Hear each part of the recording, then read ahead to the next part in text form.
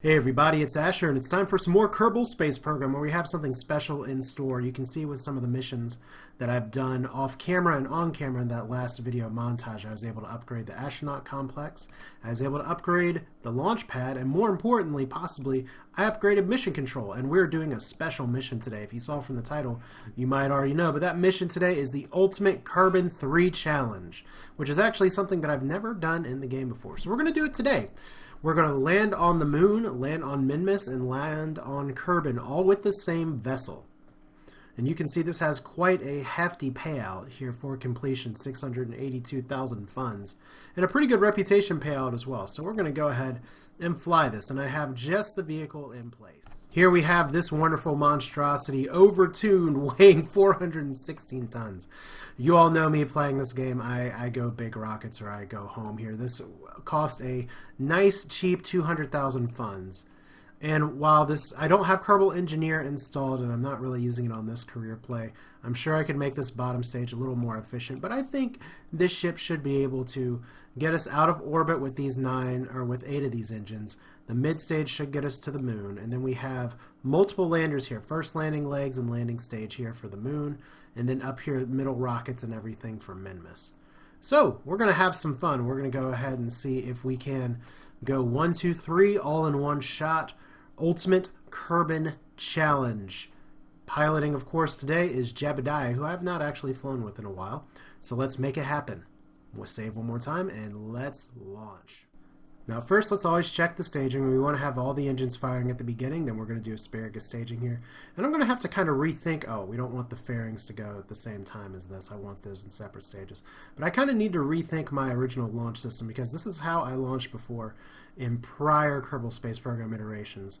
But I worry that I run into a similar thing as my other launch system where these Rockamax engines will just fly straight in if I'm in any kind of gravity turn. So we are going to be launching straight up first. Efficiency be damned. And maybe we'll set the world on fire just a little bit. I hope we don't ignite the atmosphere. Let's go ahead, Jebediah, and let's launch. Okay, so we're going to back off the throttle a little bit after the beginning. I'm not going to be doing a gravity turn early. But you can see this is heavy enough to where we don't have to worry too much about everything straight away. We just want to get up high into the atmosphere. In fact, we're going to be going into kind of a ballistic arc here. So this is with the 1.0 atmosphere, so we don't have the thick pea soup up here. This launcher is actually a little more suited for the 0.0 1.02 update, so you can probably rebuild this okay. However, I will tell you that while this ship is very likely overtuned for getting to the moon and Minmus, and I haven't fed it through Kerbal Engineer to see. Let's go ahead and accelerate. Why not? We're getting through the atmosphere just a little bit here. Still on a pretty good clip for acceleration. I just want to get some of these engines out of the way before I start doing a gravity turn. So just go ahead and get higher and higher and higher up. Maybe we're going to hit a little bit of resistance, but we're getting towards 10,000, which is where you want to do a gravity turn in the old style. You can see right away that our apoapsis is shooting up pretty quickly. So second stage down. And we're just going to go ahead and maximize. Let's go ahead and do this turn. Still may be a very terrible idea.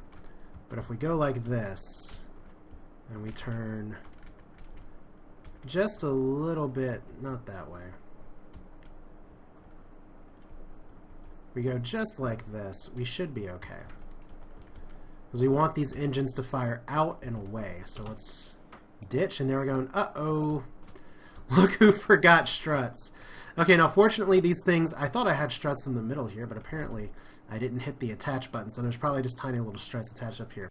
What happens with this kind of configuration, it looks neat, and there's the moon right there, as we have a massive apoapsis. In fact, I'm probably good to cut these engines for just a moment here.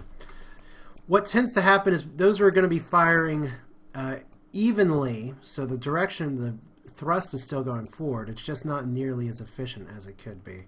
So we're looking at approximately, unfortunately, because of where the moon is, if I had waited a little longer, I may have been able to do a daytime launch straight up to the moon. But as it stands, we're just going to have to rotate our ship back over here. I did get a suggestion about using different winglets for this as well. This is, my lack of reaction wheels is pretty hilarious. I do have Jebediah sitting in a lander can, which if we look at the IVA right now, he can't see anything. He's totally flying at the behest of what the Kerbal Space Center is telling him. which is pretty interesting to me, but we will just carry on here. I do have more than enough delta V. It's only a 35-second burn. In fact, this mid-stage engine should do very well. May actually get us to the landing stage on the moon at this rate. So like I said, very, very over-tuned rocket, but if you're building your own fanciful fantasy space program, don't you want to have like gratuitously big rockets just to make it happen here? So we are up in the upper atmosphere now. We got about 2 minutes. This is actually less of a ballistic style arc than I expected. And all I mean when I say ballistic arc versus parabolic, we're kind of in the middle here. Ballistic is literally up and down. You don't have a lot of space in the middle. Parabolic is more the 45-degree angle and onwards. So I could have fired just straight up very easily and gone really high. We have done some ballistic arcs here before, but we're just going to go ahead and time accelerate, and we are going to try and watch it a little bit more closely. We're going to be burning on both sides of the maneuver node at probably about 17-18 seconds. And I think we're pretty much here. Pardon the robotic sound in the background. I guess I have little pet robots. That's still funny. I'm sorry. It's like, hey, let's do the challenge, but let's not put struts between the middle stages here. So the reason that those weren't flying around before is that there were cross struts that were working, but that's not really the case anymore, as it looks like I'm not going to have a perfect arc here because we are out of engine. So let's just let those calm down just a little bit. It's actually kind of risky staging so quickly. I should have let that calm a little more. So we are not going to have a pretty orbit, but because we're high enough in the sky at 200,000 meters, we're going to be in orbit without problem, and all we really need is an orbit here. So I have gotten a few questions in some videos just about, well, how do you know how to get to the moon? Well, part of it's experience, and we're going to actually have to talk about some moon and Minmus transfers here today, so why is no time like the present? Here's the moon. It is close to us. And just from my basic playing knowledge, I know that if the moon is right here at about the 130 mark, or about, what is that, not 90 degrees, 45 degrees, that a transfer from down here will take me up here from the bottom of this orbit to the top. So you pretty much want to burn on one end to extend your apoapsis to the other end. Now, another way to look at that, and if you don't have maneuver nodes, if you move the moon over here and you see it just peeking over the horizon right about there, and you just click to have a node at the bottom of where that is, so right about here, puts us at right about the same place. So rule of thumb is just moon over the horizon. It puts you, it doesn't have to be perfect. You don't need perfect burns, but close enough is pretty good. You're going to end up being about 800 delta V. Actually, this is a little less, if only because we're not from the usual 100 kilometers in space. So let's see here. That's a pretty terrible moon encounter. Let's see if we can do just a little better here. Alright. So if we go like this, and it's okay to play with the nodes just a little bit. We just want to get a little closer. We don't have to make it perfect or anything. And when we do the real burn, we'll be able to make this happen. So let's just turn around. Like I said, I'm doing this video today in real time. So you get to enjoy with me as we have slowest turns ever. In fact, I can probably go ahead and stage this fairing, but I'm going to wait to do it until later on. Now, one thing to keep in mind with the fairings is that I had a hell of a problem getting these things to work before, if only because my ships would wobble like crazy. You actually need to put struts inside and outside the fairings to keep everything from wobbling, because the thing otherwise inside, it's like a little piñata, and your inside capsule, the lander thing, is like candy just shaking around waiting for kids to pick it up. So you don't want that. It makes things very unstable. So actually this is a little rough, but we're close enough to maneuver node. Like I said, we don't need to be perfect. You'll notice me kind of working with the time acceleration a little bit. That's just a move that I make to stop the actual rotation. So here we go. We have our fairing. Hopefully we don't have it explode and run into things like I did with my space station before, but just go ahead. We want to be burning on equal sides of it. This time it's a 34-second burn. Once again, so about 17 seconds, so start the burn about 19 seconds to give the mainsail time to work, as we do have our orbital station, the Skytown Fun Park, not too far away, but notice how it's lower in orbit, so it's going faster. Its orbital velocity is 2245. This orbital velocity is 20.40, or 2040. As I said before, if you want to catch up with something in orbit and it's in front of you, you want to go slower than it, or you want to go faster than it, so you got to drop your orbit. Otherwise, you got to go up and let it catch up with you by taking a higher orbit. So we'll play with that concept a little bit later on, but for now we got to get our burn ready here. So going down to final time acceleration, we'll do the burn from here. Daylight side is always pretty nice. So let's see here, what is it now, about 17 seconds? Slightly late on the burn, not perfect. But look at how much fuel we have left in here. Let's just go ahead and turn on the fuel counter. We also have a contract, by the way, for flying by Duna, but also for planting a flag on the moon. So Jeb's going to have to EVA to do that. Notice I don't, well, you didn't probably see it in the engineer's report, but I actually don't have ladders on this. So, whoa, okay, that's a little unfortunate that I didn't have SAS on. I thought I did. All right, well, that shouldn't affect our encounter too terribly much, because so much of our energy is being spent being in equatorial orbit right now. So there we go.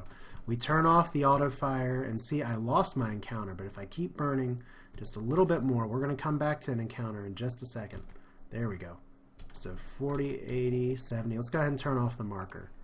We're having to do a slightly bigger burn, but if we can just get pretty close, and we can just play with this as much or as little as we want. I'm not going for like a speed contest. But every time we do this now is going to make it a little bit easier later. And you can see our periapse is about where it's going to be. So, next step, quick save. Not because I'm intending on reloading, but just in case something interrupts me here. It's a good habit to get into. This isn't a hardcore playthrough. I can do videos with that later on. But like I said, I'm just going to be one-shotting this either for good or for not so good. Now, one thing I could be doing to save some time right now is just to go ahead and be turning my vessel. But I have plenty of time to do that eventually. So here we go, turn around. We are leaving Kerbin. Let's go ahead and focus back on the Kerbal 3 challenge. You can't even name the ship right. And you can see that we're going in and not quite an equatorial orbit. That's going to be something that we'll have to fix. Not necessarily right now, but that was totally the result of my SAS not working very well, or not doing what it was supposed to. In other words, me clicking it off. So let's go ahead and go up here. We can fix the orbit pretty well. Actually, I'll go ahead and show you how to get an equatorial orbit right now, because you can go ahead and get into orbit right away, but you don't have to do that right now. It's actually more efficient if you go ahead and adjust your maneuver nodes like this, and then we can try and do things with the normal and anti-normal, and that's going to be pretty good. In fact, that's probably the best way to do it. We can also go ahead and bring our orbit in a little bit as well. So we want to do a slight normal burn. Does that put us on the equatorial plane? Closer, not perfect. That's a little better. You can tell really well when your exit burn is equatorial enough as well. So we're not perfect, but we're in better shape. You can also use these two nodes, and I forget what they're called, I apologize, to bring the orbit in just a little bit, like this. Yeah, that makes a pretty good orbit here. And I'm going to keep my periapses here relatively low for reasons that will hopefully come to bear here pretty soon. 60,000 is great. So let's just go ahead and move back to the maneuver node. And I'll go ahead and explain why the reason's there. We're going to be doing a landing on the moon, and we're just going to go into a slight orbit. And we're going to get our apoapsis out fairly far. Reason being is that, as I said before on one of my Minmus or moon landing videos, you want to try and do your descent burn from the apoapsis instead of the periapsis. It takes less fuel. You're, in other words, using the deceleration of your orbit to help decelerate. You know, you do have to pay for some of it with gravity coming back in. And on the moon, it doesn't make as much of a difference on somewhere like Minmus, which is a low gravity body. But as we're going to demonstrate here, as we get closer to the moon, we are going to be going faster, but at our apoapsis, our orbital velocity is going to be slower, and that will make us take less fuel to actually go on a landing trajectory. It means that we'll be going in for a landing a bit more straight up. And that's okay. So let's keep the SAS on this time, and let's go ahead. We have our burn here. It's only a 2-second burn, but it's one of the most important 2-second burns of the day. So we'll go ahead and get that together. These correctional burns are so important to learn, as we're going to see why in our transfer from Minmus, or from the moon to Minmus, because you have to know how to do that. To do the challenge, which is one reason that I hadn't actually done this before, because my thought's always been, well, why launch from moon to Minmus when you can just do it yourself? As we have my dog, there's always dog drama in the background here. This dog, one of my larger dog, is whining at my tiny 4-pound dog saying, why are you taking up the whole couch? When obviously the 4-pound dog is not taking up the whole couch. Actually, let me tell you too, you can burn on this same marker from further out, and it's actually a little bit more efficient. So it may have been a little bit of a mistake to wait until we got to the maneuver node here. But you can see our orbit, our incline is changing. We're not going to be perfectly equatorial, but we'll be close enough. We'll be a lot closer than we were. And we'll have to fix the orbit pretty well here before long. Like I said, you can be a little sloppy with this, and that's okay. Like I said, not perfect. I probably overburned on the normal axis a little bit. But next thing we do, get into orbit with the retrograde burn, like this. And we're going to keep our apoapsis fairly high. Million's pretty good. And our goal is going to be to land on the daylight side so that, A, you all can see what I'm doing, especially since I didn't slap any lights on here. But that means we need to spend about a 10-second burn, 227 meters per second. I don't have a total tally of how much this is, but notice this stage is starting to get a little low. So we should be able to get rid of this on our descent burn. So that's pretty good. Orbital speed of 555 is escape velocity, so we definitely got to slow that down. And that's why we're going into orbit, as we have nice little mainsail here just doing the spin here, but really it's the reaction wheels in here that's doing most of the work. So we'll get this over here. You can see my electric charge is dwindling just a little bit. I do have solar panels, not many, but I do have solar panels on the landing capsule. But they don't do a lot for me right now. So what I'm relying on is the mainsail actually recharging my power for now. But fortunately, I don't have life support or things like that to worry about. If there's a way you can put solar panels on the outside of the fairings, I don't know how. But let's make sure we don't miss this. I'm going to try and be conservative here because I just want to make sure that I do this in one shot, and I don't want to accidentally pass the moon. That's actually going to really wreck our plans right here. Right now we're on a very, very, very good fuel run here. So let's just go ahead, get closer to the moon. 4, 3, 2, 1. And now we are definitely within the sphere of influence. I could probably burn now and be alright. But we'll take it down as close to the periapse as possible. So you can see we changed trajectories just a little bit. This is good enough. And we can do a pretty sizable burn here. Alright, so whoop. Good enough. Alright. So there's phase next. What we follow up with is we can see once again we don't have a perfect shot on the moon or anything like this, but it's close enough. Now if I was burning from the periapsis side, I'd have to use a lot of fuel just to try and bring the marker over here. But if we take it over to the apoapsis, and I'm not really here to do science other than the plant a flag, so we're not going to worry about jumping into a lot of experiments here. Let's check our fuel canister real quick. Yeah, we don't have too much left. Yeah, we may be ditching this in time for the descent burn, which is just fine. All right. Like I said, that was kind of our goal before, so we're going to have some garbage, possibly in orbit. I was hoping for maybe an explosion near our landing site, but I don't think that's going to happen. We may have enough fuel to make it happen, but once we get up to the apoapsis, it's just more efficient to go up here. So let's go ahead and get our burn ready. Retrograde burn like so, and see, it doesn't take a lot of energy. And we are on a collision course with the moon. I could try and land in one of the craters. The craters can be fun to land in, but I think it's going to be better if I just land on the daylight side. Although there's some definite craters. All these craters, I think, are different biomes. So I'll want to go there eventually if I want to get the science. But see, only 26 meters per second. That's all I need to spend to get on a collision course. We don't have to land over here. We can land pretty much anywhere on the moon we want to. So good things to keep in mind. You want to do your descent burn from the apoapsis as best as possible. I like to think of this video as kind of a culmination of things we've learned so far. A final test, if you will, before going off to Duna and the stars. Because you may say getting to the moon's pretty easy. You may say getting to Minmus is fairly simple once you learn to plane change. But getting to Duna, getting to Eve, especially getting to places like Dres, those are where you really have to start changing your game plan a little bit. Because the moon is on the same orbital plane as Kerbin. Nothing else in this game is. And although you can change your inclination with Minmus because it's orbiting Kerbin. I'm about to start using real life names instead. What you run into in other planets is that Duna is on a slightly different orbital plane, but you can't just adjust your exit angle from Kerbin perfectly and hope for the best. You actually have to make some substantial changes. So we'll get there. We're going to talk a bit about plane changes mid-course, which is the most efficient way to do it. But first we've got to nail this moon landing. So we've landed on the moon before. This is not new territory for us.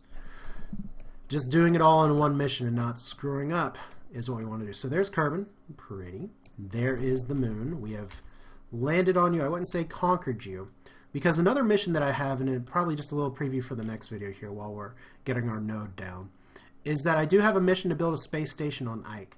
Ike actually has pretty similar properties to the moon. It has a little less gravity, actually quite a bit less gravity. Pretty similar size though. So it's somewhere between the Minmus and the moon, closer to the moon though. So in order to practice building an orbital station that not an orbital station, but an actual surface station that I can drop on Ike, I'm going to build one and see if I can do that on the moon. Do we have that and time to do this mission and time to actually go to Duna, which the window to get to Duna is opening in about like 40 days game time, maybe like 50 days game time. Day 231, I believe, from looking at the calculators before, which there's some awesome online resources which I will put in the description, probably starting this video, because it's also resources that tell you how to fly from the moon to Kerbin. You can fly from the moon to Kerbin using those resources, but from the moon to Minmus, which is kind of your first trip here. So once again, we don't need to go exactly from the apoapsis here, but we're just going to try and be all about our best practices today, because it looks like I should be able to make this burn and have some fuel to spare so that I can not leave space trash up. Let's find out.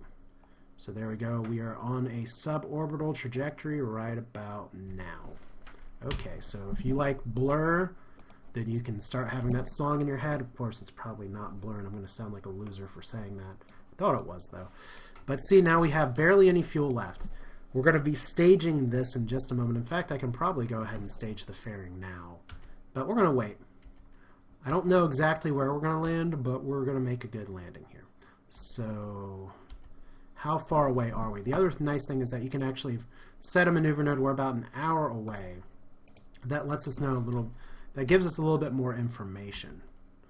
But see, I'm not going to worry too much about this just yet. I kind of want to stay on the retrograde vector, but I want to give enough time to actually do a retrograde burn. If I were to take my orbit just really, really, really low, another option would be to have taken my orbit really low down here and then do the final burn, kind of a suicide burn close to the atmosphere. But still, at least right now, Jeb, not getting a great view of the moon, but getting a great view of all these readings. But we're pretty close. We're getting there. Let's not actually crash into the moon. Let's speed this up just a little bit. See, we're going faster now. Orbital speed a bit more. I think it's about time we start doing our spin around. Yeah, 200,000. Yeah, we're facing about the opposite of where we want to be facing right now. Yeah, definitely facing about the opposite of what we want to be facing. So let's go ahead and at least ditch this stage and start traveling downward, downward, downward. So we're going to have kind of a long ship spin here. Jeb is just so happy because he's about to see the light for the first time in a day and 2 hours. Of course, for those of you who don't know, a Kerbal day is actually substantially shorter than a 24-hour time period. So there's the moon. We're looking good to go for a landing. We have plenty of fuel. There's Kerbin. Minmus, we can't see it yet, but we'll get that on the map eventually. So there's our prograde vector, so I did officially turn the wrong way. Sorry, guys. And just all the way back around, as you can see, our electric charge is starting to become an issue. I do have 2 tiny solar panels. Unfortunately, the engine that I have is a bunch of LV909, so I'm going to have to rely on the solar panels to help make sure I have power to do any kind of adjustments I need to while landing. Which is one reason, a big reason, that I put solar panels on there to begin with. We should get a little bit of charge from the last remaining fuel here. So, retrograde burn. I don't think we're going to hit that crater. I think we're going to land over on this side, around here. We'll find out though. Let's adjust just a little bit. Yeah, right now we're looking to land right around there. I expect we're going to land more in this area. So no big impact craters for us today. But since we're not flying into our fairings, it's better to do retrograde anyway instead of have some funny shenanigans happen. So let's go ahead and finish up our burn here. Last of our fuel. There we go. And let's just go ahead and stage. Fairings gone. Look at our beautiful ship. And there is our lander can with actual foot view. Kerbin in the distance. Some dramatic shot there, I'm sure. Unfortunately, the struts make the ship look a little ugly on the side. But I needed to do that to make it work. So let's go ahead and stage you, which will actually put us even a little bit of a different landing period here. And now all we got to do here is just see if we can land this. Remember, you have, for those of you who are unfamiliar with landing, radar altitude is going to be the most important, especially on the moon, because we don't have things like Minmus flats that'll keep you sea level. So we're just going to go ahead and let that go, which is pretty good. Bye-bye, ship thing. Now you notice with our vessel here, how this is going to work is that this stage right here with these 4 engines are going to be our moon stage. This over here is going to be our Minmus stage. I'm expecting this liquid fuel can to be gone, but we can land on an LV-909 if it comes to it. Then we have the, I really hope that is a heat shield. There we go. Then this will be the last part that lands on Kerbin. We have 2 parachutes. I hope they deploy, but not too early. 2 solar panels. As you can see, we have maximum power here. So yeah, there is our stage dying here. Let's go ahead and see if we can get a little bit closer. We don't want to land on the ridge. And right now, fortunately, because we're not coming in at a 90-degree angle, I think we're going to avoid the ridge pretty well. But if we do, we should have enough fuel to be able to do a course adjustment if it comes to it. If we can land kind of down in this soft spot, that'd be a little better. So orbital velocity, pretty good. Radar altitude still pretty high. Our vertical altitude is kind of scary. You can probably go ahead and go to surface mode. It's not going to matter as much from up here, but it will matter eventually. See how much better this spins and this turns around now? Let's go ahead and get our landing gears down. I chose the heavier landing gears, although I probably didn't need to. And I have 4 here, so we should be okay. Let's go ahead and fire the rockets. Staging the rockets is good. And we're just going to take this pretty conservatively. We got to get our surface speed down quite a bit first, as we're going to be doing a little bit of a drop. And right now, this could actually put us on this slope here, so we'll have to watch out. We'll have to watch out for that. Maybe I can do a little bit more of a suicide burn, because I'm not burning that hard right now. If I can just get myself more to this area, we'll be pretty good. But remember, you have to actually account for the rotation of the moon as well, and right now, the rotation is not exactly in our favor. I'm still not doing that hard of a burn. And we still have some pretty big fuel tanks. I know someone in the comments is going to say, you can do this mission with a lot less. And that's true. And I appreciate you sharing pictures and everything in the comments. And those of you, I have said in videos before, warned about links there. I do screen any links that go up. So if it's a virus or anything, I don't approve it. So just keep that in mind. Actually, we have all the landing gears deployed. That's pretty cute. Good thing we don't have atmosphere to worry about, right? Okay, so what do we got? We can actually try and adjust our course just a little bit. I can never remember which side I should be burning on to adjust our course. So I have to apologize. There we go. So if we burn a little bit to the side here, we can actually make it down here pretty well. There we go. Now we're avoiding the crater. That's good. That's what we want. Okay. So I think we put ourselves back in 90 degrees now. So 162, 20,000 meters up. Looking good for a landing. It's a good day to land on the moon today.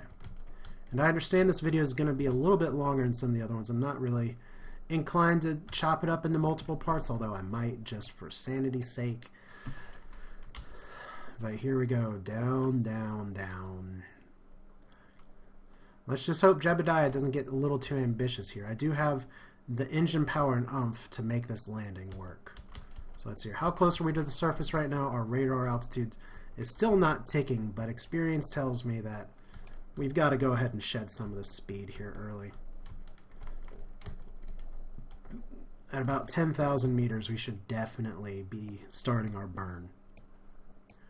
So 10,000 meters, radar altitude still not ticking, but let's play it.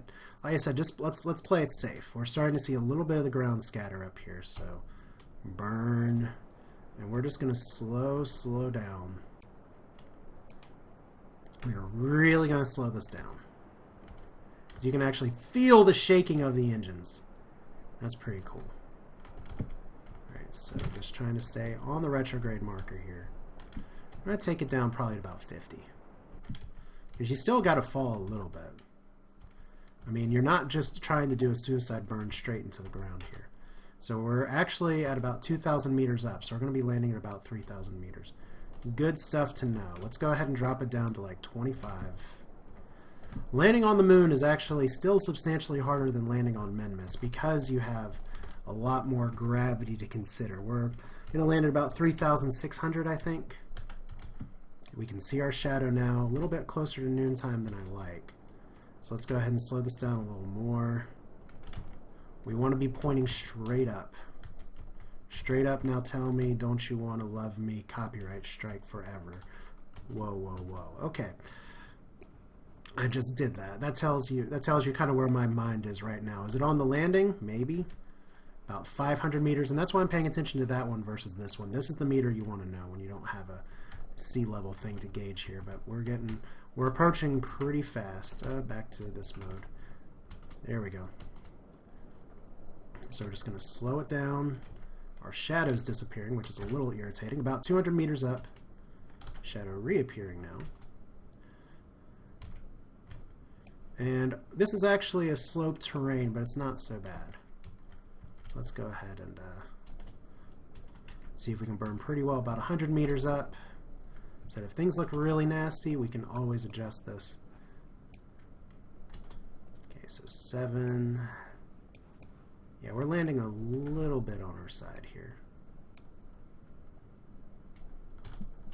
Okay, so slow it down. 300. 200. And landing! We're good! We have landed on the moon.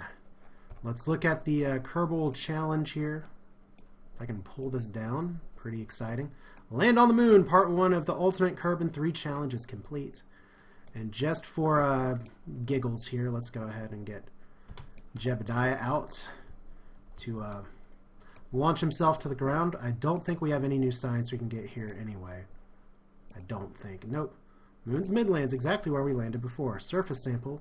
We actually can keep that science, so there we go. A little bit of science here. Jebediah is just like, I'm tired. No, he's happy. There we go. Jebediah, back up here. Let's actually face the sunlight. Get your face shot in. There we go. Plant flag. Part 1 of the Ultimate Kerbin 3 challenge is done. Kerbin 3 challenge. Moon get. Because that's what you have to say. It's perfectly good English. Alright.